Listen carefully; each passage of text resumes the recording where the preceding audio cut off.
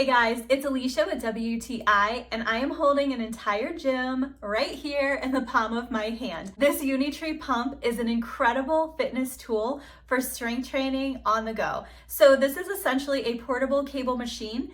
Inside this tiny 1.5 pound device is a motor that allows you to customize resistance from 4.4 to 44 pounds just by using an app on your phone.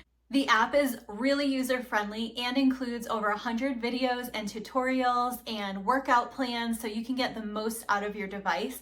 And it seamlessly transfers your workout data to your Apple Watch, which I absolutely love. This also has a reverse charging function, so as you're working out, the energy that you generate transfers into electrical energy and charges the device. So you can use this for up to a week without having to charge it. If you do have to charge it, it's really simple with a USB-C port here.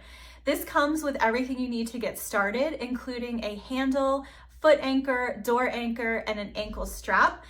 But you can also buy additional accessories like a suction cup anchor to use with it as well. You can connect multiple devices at the same time to the app, so you can increase your resistance training by using more than one device at the same time. There's also 6 different modes of training, so you can really customize this.